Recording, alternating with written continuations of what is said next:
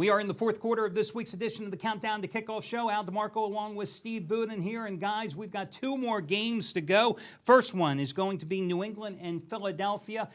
Patriots, short week on the road, but of course didn't bother them going on the road when they had that two-game losing streak around their collars 2 Sundays ago, and they upset the New York Jets. You know, they got the job done on Monday night. I opened this show by saying a lot of guys in this business suffer what I call paralysis via overanalysis. To me, you know, I looked at that game and I said, I don't care. Patriots 16, 17, 18, 20. I was laying it with New England.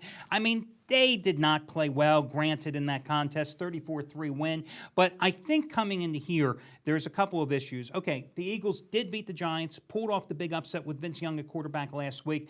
The Giants, that was just a pathetic performance by that team. Couldn't run the ball, couldn't give Eli Manning any pass protection. That's one thing that I think is key here. Is Tom Brady going to get the pass protection? Now, Brady got sacked 3 times by Kansas City, and the Chiefs have no pass rush. So you know the Eagles are going to be teeing off on him in this contest. Giants, to me, it felt like they just had to show up to win. Just because Vic wasn't in, they were just going to show up, punch a ticket, and win this game. Well, let me tell you something. The Eagles probably haven't played definitely haven't played up to their form. But you can't just show up and beat the Eagles. They're a tough team on offense and defense. So many different stars they can hit you with. I think that, obviously it's now or never for them. I mean, everyone's already calling for Andy Reid's head. If he wins out and makes the playoff because he gets some help from other teams, maybe he'll stick around another year. Otherwise, it's doomsday for him. I think Philadelphia is going to bring it all. I like Philadelphia here at home. I think they can beat the Patriots. I think they can beat them outright. It's interesting. Philadelphia is schizophrenic, just like the Baltimore Ravens. You never know what you're going to get. Hell, with Philadelphia, you never know what you're going to get in the fourth quarter. Last week, after 5 straight blown fourth quarter leads, they actually put together a good one. Had a great drive, that 16-play, 80-some yard drive that covered like 8 minutes off the clock that led them to the victory. Problem is the defense with Philadelphia. They play what they call a wide 9. So you've got your ends way out there. That gives them the advantage on the pass rush. The problem is they're soft up the middle. You can run up the middle. Now, they pinched in, played defensively against the Giants last week, and it worked because the Giants with Brandon Jacobs could not get the ground game going. I think for the game, they only netted out 27 total yards in the contest on the ground. However, New England has a bunch of no-name backs. The Giants didn't have Amon Bradshaw last week, and Brandon Jacobs, to me, I think he's over the hill at this point in his career. I think New England will be able to run on Philadelphia. And the other thing is, the one thing that kills the Eagles defensively over the past few years, when you have a good tight end. And New England has that 2 tight end set. Brady loves going to his tight ends. And I think they have too many offensive weapons for the Eagles to deal with. The big problem, I think, for the Patriots, though, is this is definitely not a must-win for them. So they can come into this game a little bit relaxed, where the opposite is true for Philadelphia. And sometimes you get a little motivation behind these guys, and it goes a long way. We saw it last week with Philly. They came in playing from the very first down till the last down on both defense and offense. And as bad as their defense may be, didn't look so bad last week from a game, certainly from a game planning standpoint and from an execution standpoint. So again, you can bet against the Eagles if you want, but I wouldn't do it this week. Well, I like the Patriots a little bit. I got to be honest with you guys. This is a game I'm going to watch on TV, like rest of you out there, and just for entertainment purposes. But I do like the Patriots in this particular contest. Hey, before we get to your final game on Pittsburgh and Kansas City, and I know you guys are just dying to get to the preview of that one, let me just remind you, guys, I think that we have the best scores and odds platform online, period. It's something that I was personally involved in the design of because I wanted to see what I wanted to find on a scores and odds site. That you just can't find anywhere else. Exactly. Because they'll give you all this nonsense that you really don't need, but the scores and the odds, forget it.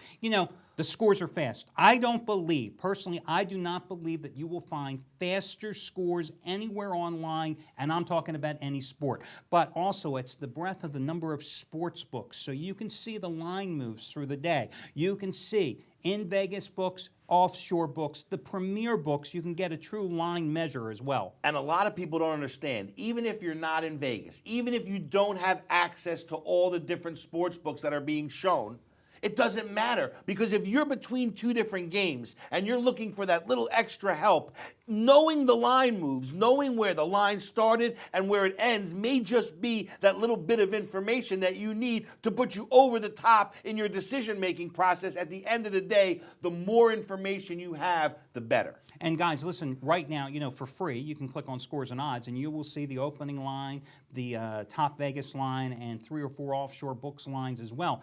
Once you become a customer of anything here at the site, understand that then you automatically get free access as well when you buy a package to all the other lines. You basically have your own personalized line service here. And the other thing, you got to check it out, guys, via your smartphone. You are not going to find a better mobile platform for the display of Scores and Odds than we have, and it's free. And the speed is amazing. I've been in a Vegas book with our, platform up on my phone, and as they change that line in the book, boom, it comes right on the phone within 30 seconds. It's unbelievable. So, guys, check that out as well.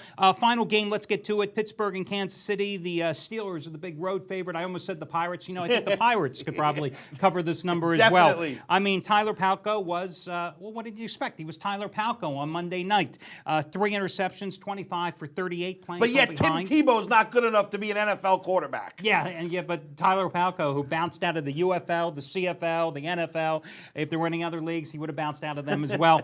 Now I pissed off everybody in Kansas City. But listen, bottom line is the Chiefs, whether it was Matt Castle or Tyler Palko, they have scored a total of 16 points in the last 3 games. They've only covered 3 of their last 12 or 3 of their last 9 at Arrowhead. Now, Pittsburgh has been inconsistent certainly this season, but they have historically been a second-half team. Ben has had the extra week to deal with that broken thumb. He's played with one before, back in 2005 as well when they won the Super Bowl.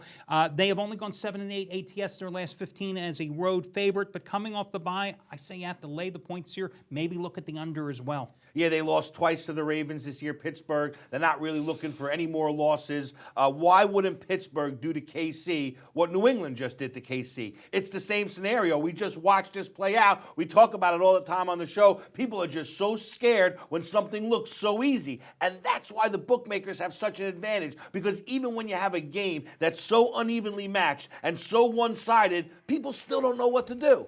Exactly. So I say go ahead and lay it. I think you were in agreement. 100%. And guys, that'll do it for this week's show. Remember, you can catch the show in its entirety right here at the website. Also, remember, I have a daily video report, which is free. No registration, no purchase necessary. I break down all the games from you from a point spread perspective, give you free picks from all the sports, and that's available online as well. So that'll do it for this week, guys. We will catch you next week on the Countdown to Kickoff program.